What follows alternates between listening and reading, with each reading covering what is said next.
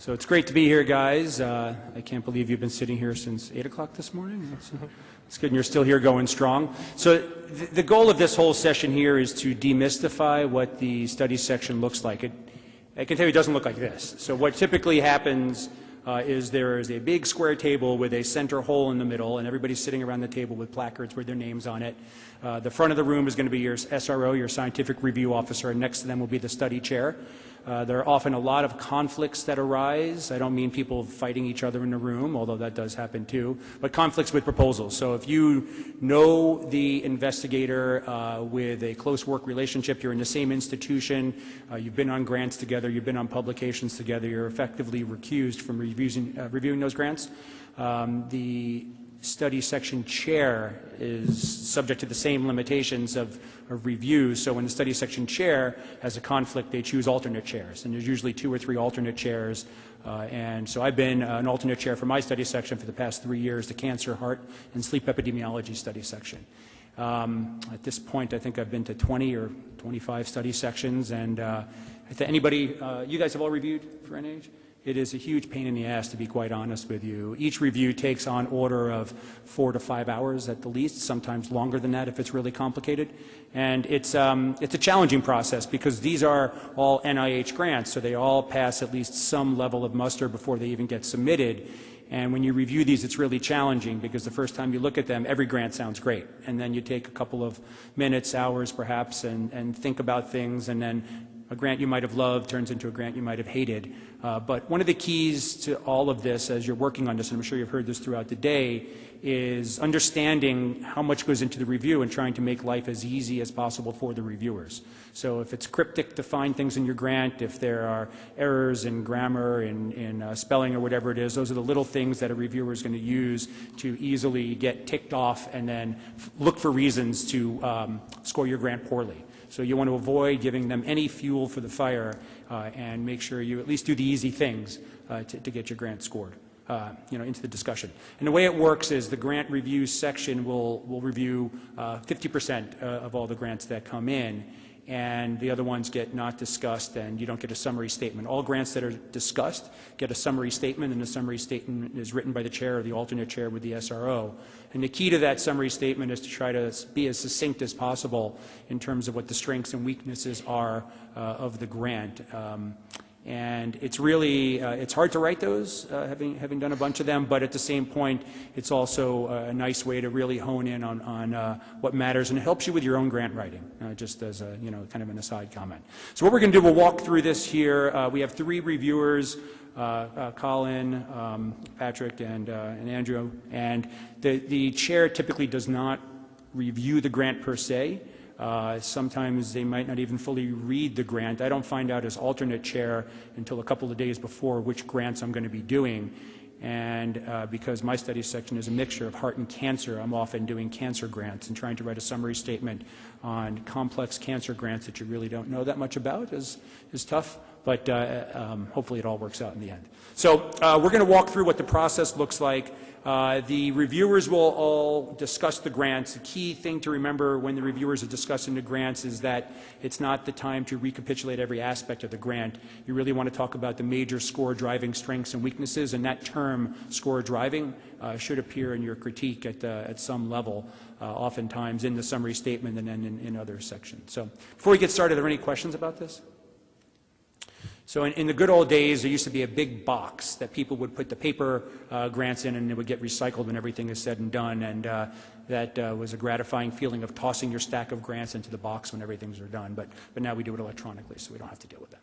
All right, so the way it starts in the grant review session, you would typically state the PI's name and the title of the grant. In this case, we have more redactions here than the Mueller report, but that said, we at least have the name of the grant, which is because Scott's trying to protect the innocent.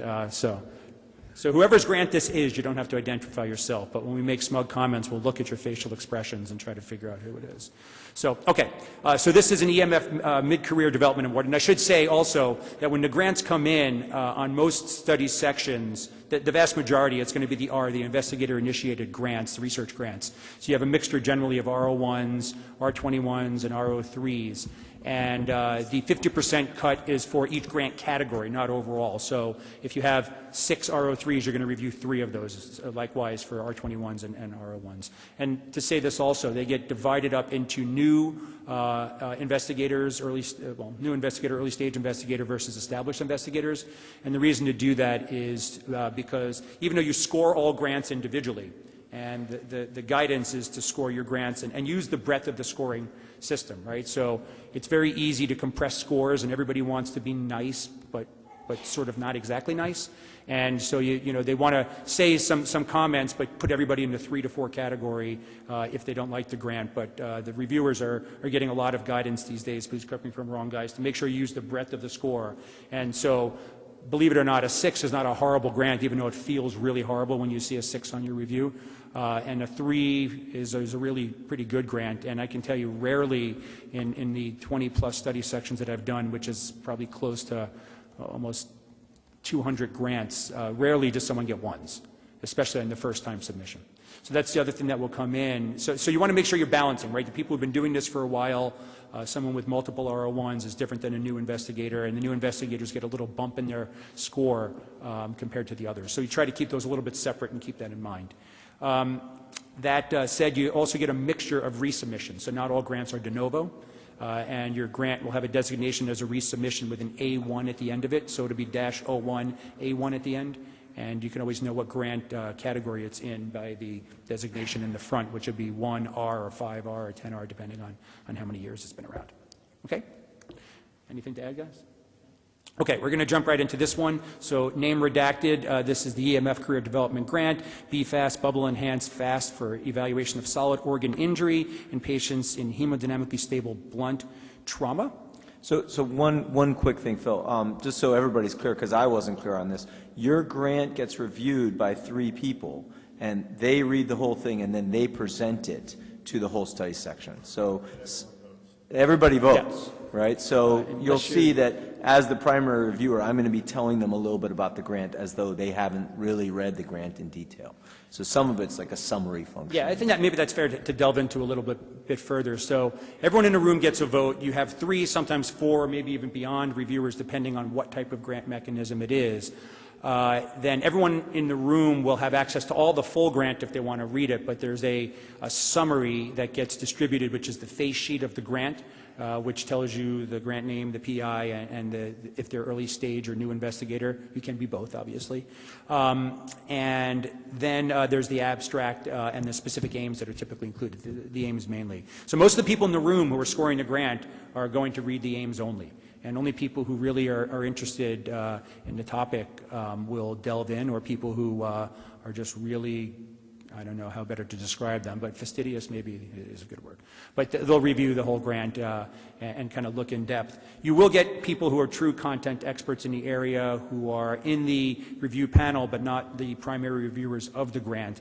And that actually is a really important thing. And when an SRO constitutes the grant review section, they try to bring in what are called ad hoc reviewers with specific content expertise. So just to explain one final thing, so that your grant review panel, at the end of your score statement, your critique pink sheet, whatever you want to refer to it as, there's a list of your SRO, typically the program officer, and then all the people on the grant studies section. And there's usually an asterisk next to the people that are standing members, and a standing member is somebody who's been doing a bunch of reviews for the study section and gets invited to be a standing member, which means you have to participate in 3 study sections a year for 4 years or 2 a year for 6 years. So pretty heavy commitment. And then what they try to do, like I said, is pull in ad hoc reviewers to balance out the expertise on the study section. Sorry, your question? I think you kind of answered this. How do reviewers apply to be reviewers? Do you get invited to be reviewers? Yeah, you get invited, and typically it's people who have NIH funding. That's how you kind of get into the pipe. And it's a little bit weird. I don't know if anybody exactly knows how they get picked for a certain study section. So I've done a number of study sections that were clinical trial related and everything, and then I just kind of ended up settling on an epidemiology study section, even though most of my funded research is not in epidemiology. But I think they look for the balance, and then once you're there, you're kind of on display. And if you don't do a very good job, you're not going to get invited back. So it's kind of gratifying to know that you've been invited to participate and continue going forward. So anything else? No? Okay, so the way it goes, the reviewers are not there to necessarily rehash every single detail of the grant. Again, they're expecting the people in the room to have read the specific aims, to have some idea what the grant is about, and then they'll delve in within each of the categories. And most reviewers will take each of the 5 categories: significance, innovation, investigator, approach, and environment, and comment on each of those, but time is tight. And one of the key things that you want is to have your primary reviewer do as much as they can, and then have the secondary reviewer supplement. One of the best things that I love to hear when a secondary reviewer says is, Colin covered that so well, I have nothing else to add, because then that moves the conversation along. And then the third reviewer is there really to kind of pepper with some other things. And the first reviewer, the first 2 reviewers are always expected to give full critiques, meaning their overall impact score and statement, and then bulleted critiques for each of the 5 criterion. The third reviewer has an option, and they can do just a overall impact statement without these specific categories with comments, but the reviewers will score all of the categories. So you'll get 6 scores from a reviewer. The first one is the overall impact, which it's not additive. It really reflects and I think you said Jeremy went over this already, but it really reflects what is the most important score driving criterion. So you can have an amazing grant, terrific approach, but the investigator doesn't know what they're doing, and that can drive up the overall impact score, but that's not quite so common. And environment is rarely the thing that kills a grant, just so we're all aware. All right, so we're going to get started here. As I said, the name of the grant is BFAST. We're not going to review it or repeat that right now. What you would do is read the grant, and then you would ask anyone with conflicts to leave the room.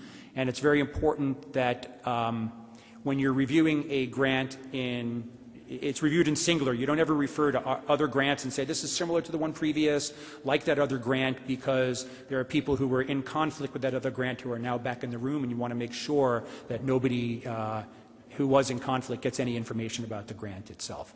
The other thing, too, is that we don't talk about funding when you're doing reviews. It's not about this is a fundable or non-fundable grant. You don't really talk about budget issues in the main conversation in the grant. That comes at the end, as you'll hear, and that really sits with the primary reviewer to address those concerns. Okay, so let's assume that the people with conflicts left the room. I would like to ask the reviewers to state their preliminary overall impact scores. 5. 6. 5. Okay, so the pre-review range is 5 to 6, and the primary reviewer is going to start. Colin, please, you have 4 to 5 minutes. So this is a mid-career development grant from an ultrasound fellowship trained assistant professor who is essentially proposing to evaluate a new imaging technique, contrast-enhanced ultrasonography, or as they put it, bubble-enhanced FAST, or BFAST. They want to evaluate the testing characteristics and the feasibility of this in hemodynamically stable patients with suspected intra-abdominal injury. So BFAST utilizes something called Lumason. It's a commercially available, intravenously administered, and it's already used in the hospital by echocardiographers and in other settings.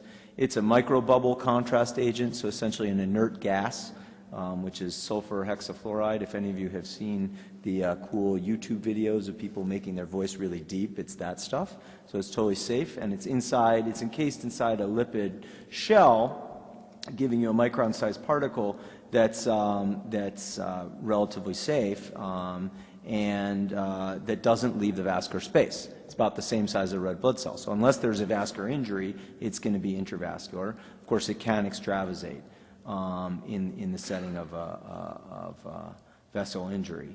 So in the hands of radiologists, BFAST, this technology, has been shown to have pretty good sensitivity and quite good specificity for solid organ injury, but the investigators argue that the utility is in the hands of emergency physicians at the bedside and in the real-time evaluation of trauma patients remains unknown. So the proposal has 3 specific aims. They're worded as objectives in the specific aims page, but number 1 is essentially to determine if BFAST outperforms standard FAST in evaluating solid organ injury, in particular sensitivity, using CT as a gold standard. Number 2 is to determine if emergency physicians can perform BFAST in a real-time trauma evaluation. And number 3 is to determine its inter-rater reliability, comparing emergency physicians and radiologists. And this being a mid-career development grant, there's a career development portion, and from that standpoint, the PI has a goal of requiring the necessary skills, experience, and training to become an independently funded clinical investigator. So the strengths of this grant, in my opinion, this is a novel, this is an imaging modality that's established and has been proven to be useful in other settings, but that is novel to emergency trauma care, and which could potentially change practice. The investigator makes a comment in the grant, just as FAST replaced DPL for trauma triage, we want to show that BFAST is the next evolution in trauma triage. I found that to be a pretty powerful and motivating statement. Number 2, the applicant has shown sustained commitment to a research career and is, in a sense, the type of candidate that we want to fund in a mid-career development grant. This person has had some funding but is going to lose that funding relatively soon and is looking for a new line of research which could result in independent federal funding. And then finally, they're in an excellent research and clinical environment with a relatively strong mentorship plan and team in place.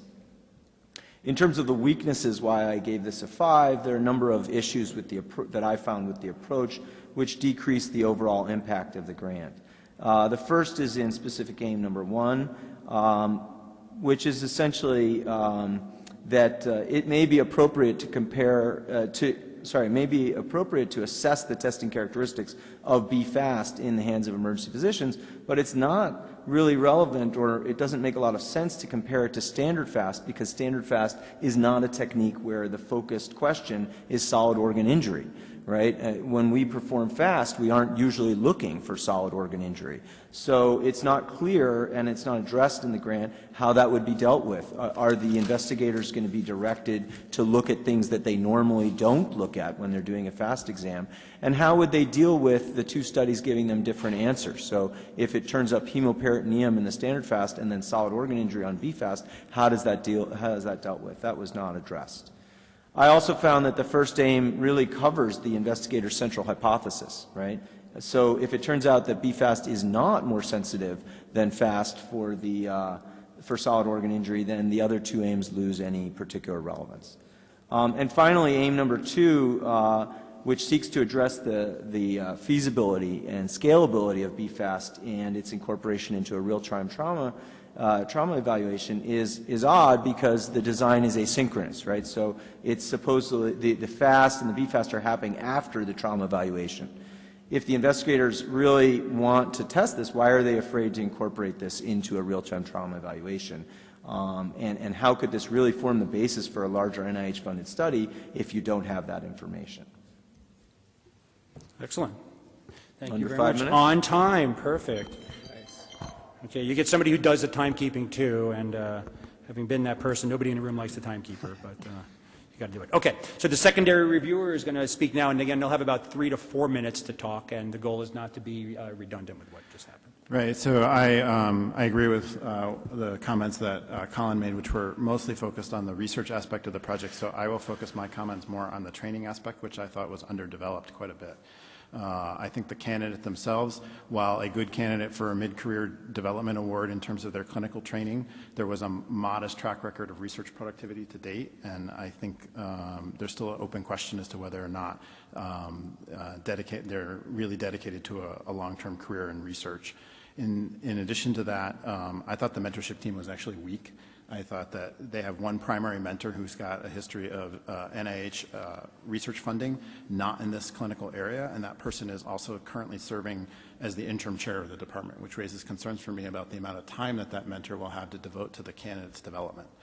In addition, the candidate's effort on the grant was about 20%, which seemed low to me. for a career development project. And in light of that, I think there's some question as to whether they will be able to achieve transition to an independent research career after the funding has been completed. The career development plan to me seemed to outline some aspects of training around clinical design, but not really much in how to conduct clinical trials in the emergency department. And I think that was a critical piece that seemed to be missing to me. Or how to do, there was no training in responsible conduct of research or project and data management, or how that would relate to an ultrasound-focused project. So I thought for those reasons, to me, the career development plan was really a fundamental weakness of the proposal. In addition, just to piggyback on some of your comments about the research, I also found AIM 2 asynchronous to the overall project, and I thought they were missing some key components of the research consent process. So they did not bring up at all how they would address or deal with patients who had a traumatic brain injury or who were intoxicated at the time of their evaluation, and how they would address that in their consent process, or how they were specifically going to blind the staff, the research staff, to the results of the CAT scan imaging or the other modalities that were used to evaluate concurrently the patient's progress. And so I thought there was a lack of sort of sophistication of the research methods, which indicated to me that the mentor may not have had a key hand in helping to develop the grant. And then the final fundamental thing I wanted to comment on is that I think the research plan doesn't establish a clear idea of how this project will lead to future funding. They allude to a submission of a DoD grant or a future R21 grant, but there's no suggestion of what that might look like or how this data might serve as preliminary data for a future funding proposal. And so for those reasons, I thought there were some weaknesses in the research plan. Great. This is going, by the way, much better than the regular study section normally goes. So, okay, and then the third reviewer is also known as discussant, so we'll now hear from you.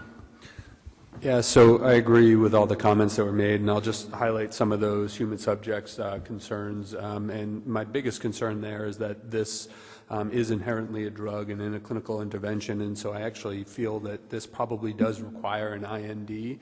And so in addition to the consent not being discussed and justified, realistically getting this through an IRB without an IND, doesn't seem to have been considered by this investigator, which concerns me with the sophistication of their approach. My issues were largely with approach as well, and I think most of the concerns were highlighted.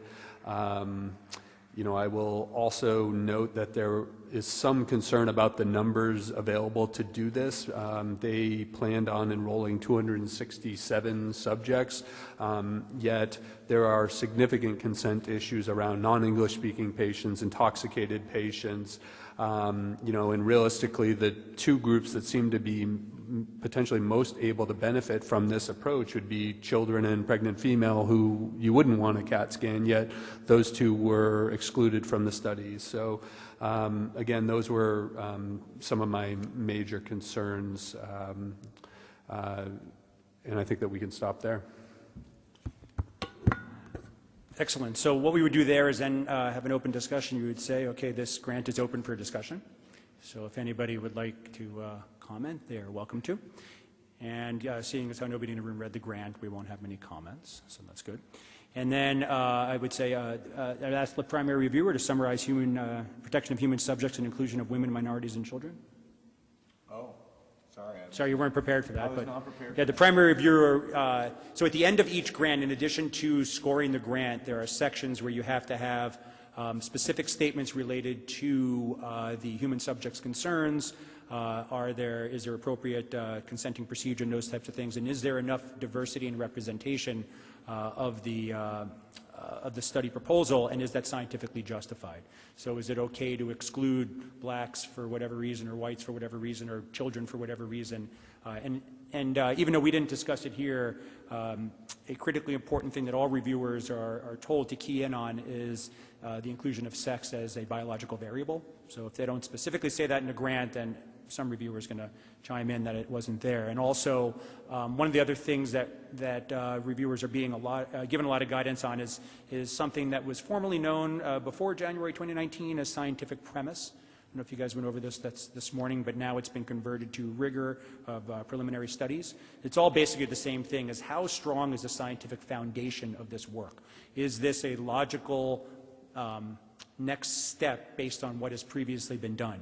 So for R21s and R03s, that is perhaps less important because they're more exploratory or high risk, high reward. But for R01s, that is a big concern, and oftentimes what leads a grant to not be discussed is that scientific premise or rigor of preliminary studies. So, but anyway, what we would normally do, you heard certain concerns about the human subjects being baked into the reviews themselves. So typically what the reviewer would say, nothing to add other, than what was already discussed there. And then what I would do is then summarize the overall impact and major score driving issues. So as you can see, I was feverishly writing, and so this is what we have. This is a mid-career grant submission from an established investigator who seeks to evaluate the utility of bubble enhancement for the bedside fast examination with the goal of comparing sensitivity and specificity of this approach with traditional fast using CT as the gold standard. Use of bubble enhancement was felt to be novel, and this was seen as a major score driving strength. The investigator was also seen as a strength, as he has a modest track record, or they, excuse me, have a modest track record of success. However, these strengths were offset by concerns, especially with the approach, especially with the approach and in AIM-1, which is looking at solid organ injury, a diagnosis really not capable with fast examination. There were also additional concerns about AIM-2, especially the asynchronous nature, which was not felt to be sufficient for the study design. Beyond this, there was some disagreement about the career development aspect, which some felt was underdeveloped, and the mentorship team was also noted to be a weakness, as the primary mentor would appear to be competing interests or time time commitments, obligations. Thank you. Lastly, there was some notable human subject concerns, particularly as it relates to the use of what may be a substance that requires a new drug indication, and there were also some questions about the ability to achieve the sample sizes as proposed. Collectively, these weaknesses outweighed the strengths and drove the score, the overall impact score, into the moderate to low range. So then, after I read that, I would ask reviewers if there's anything to add there, so the room has a chance to help modify that final statement. So based on what I described, is there anything you'd want me to add to that? I think we've covered it. I mean, if I were given a chance to modify my score, I might. Yeah, well, you will right now. Yeah. So after I summarize that and everyone gets to chime in, then I say, can the reviewers please state their final scores? Yeah. So just add one more thing. So, there's also seems to be, again, on the implementation, a significant risk that the contrast bolus actually may be missed due to the timing. The reviewers themselves actually state that there's a time lag here that may actually impact their ability to. And they may have to give more than one contrast bolus because they don't see it in time. Yeah. Okay, so more of a broad consideration around the contrast itself, whether it needs a new drug indication and whether it's even feasible to achieve it within the time frame that. And that dosing, right? Yeah. So that's not generally a concern when doing it for echocardiography or others. So is that dosing appropriate, giving multiple boluses? Right. All right. Well, thank you, guys. One other thing I would say that then comes up before you state the scores. Invariably, someone in the room, it's oftentimes the chair, will comment on how harsh the comments are from the reviewers in relation to their scores. So nobody wants to see a grant that everything looks great, but you get a 7, and everything is horrible and you get a 3. So the scores really, really have to match the level of the critique. I'm sure, just by show of hands, has anybody in this room submitted an NIH grant? Now, Scott, how much fun is it when you get a comment back, right? This grant's a 2, but you don't get discussed, and then the comments are outweighing, the weaknesses are outweighing the strengths. Yeah.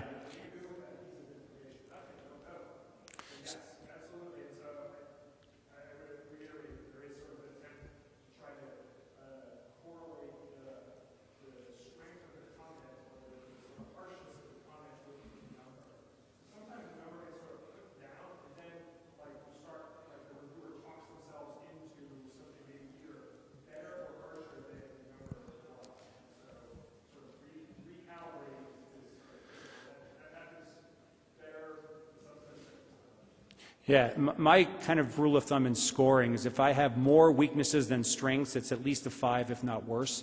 You know, you feel compelled to at least put 2 or 3 comments for each section.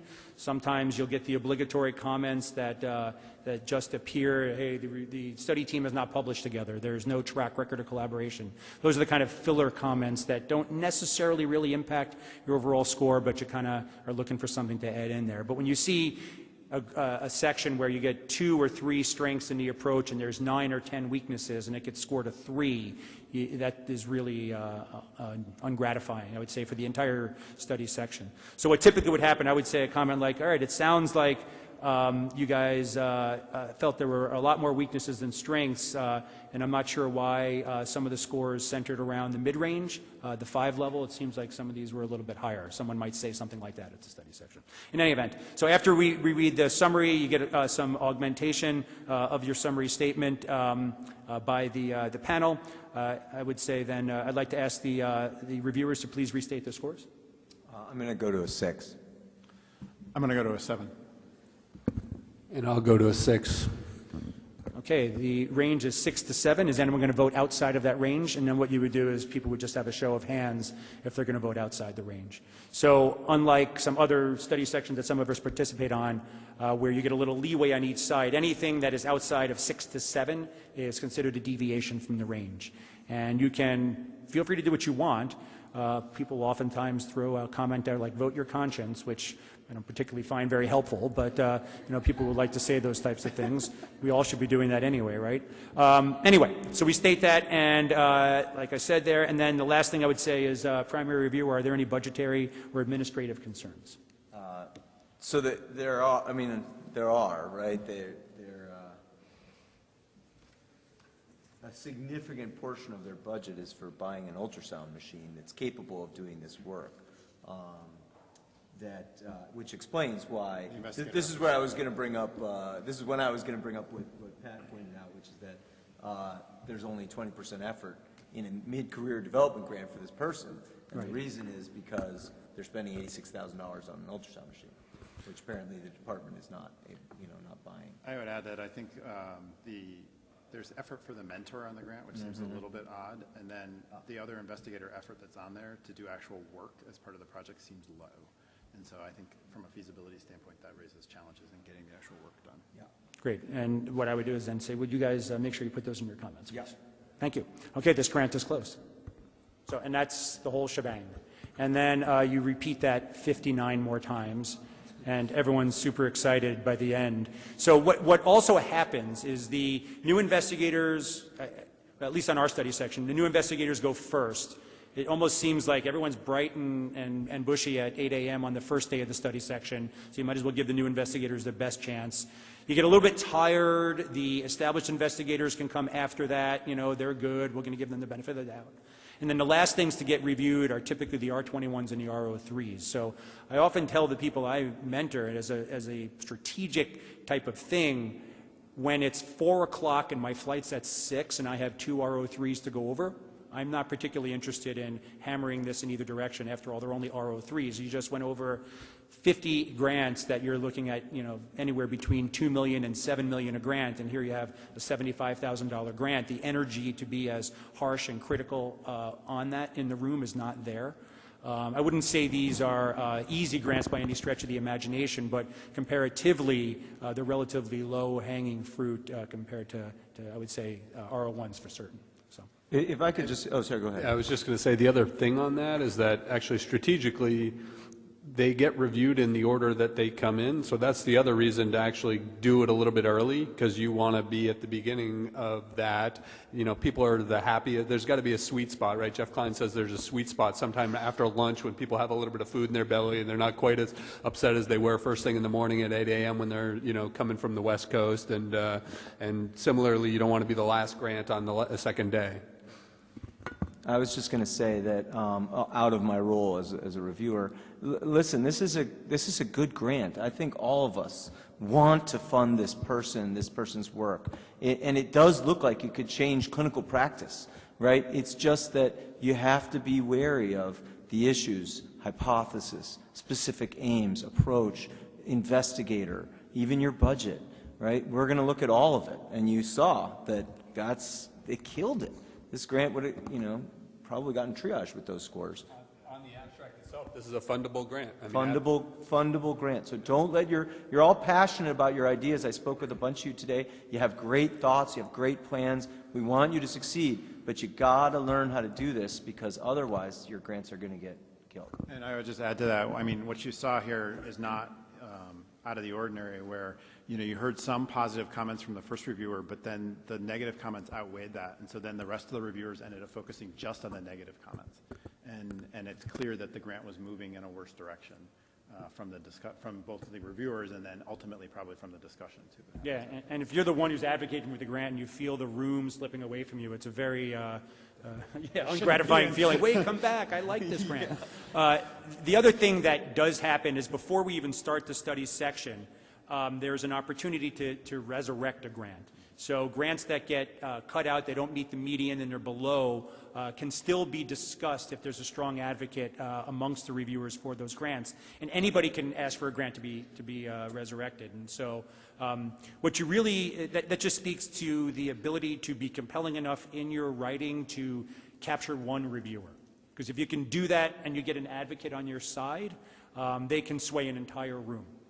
And, I think for me, the reason why I probably got appointed as a standing member of my studies section is after I battled one of the long-standing studies section members and just stuck by my guns. I was really advocating for a grant that ultimately got funded, and I can tell you how great it is to see it in publication, 4 years later, knowing that the work that you put into this helped shape this science going forward. But I think the people in the room really, if you have convictions about something, you can really sway others' mindsets. Any questions? Yes. You've already used up one question, so you don't give me.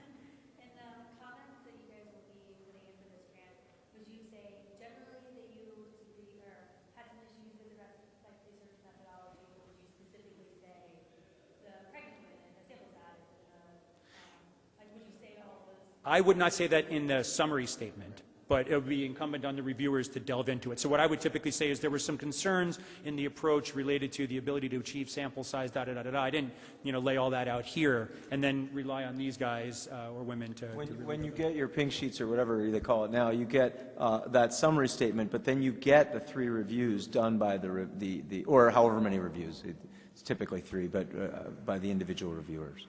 There's a strength and a weakness section under each of the scored items, right? So theoretically, as you said, there should be the lists of what those strengths are on the environment and the investigator, and then the weaknesses on and so that's what Scott was saying. It's really frustrating to just have some positives there, but have no weaknesses and yet have a poor score. And honestly, like Jeremy was mentioning this earlier, a special note to the K Award, because you will be going back to the same study section and the same reviewers.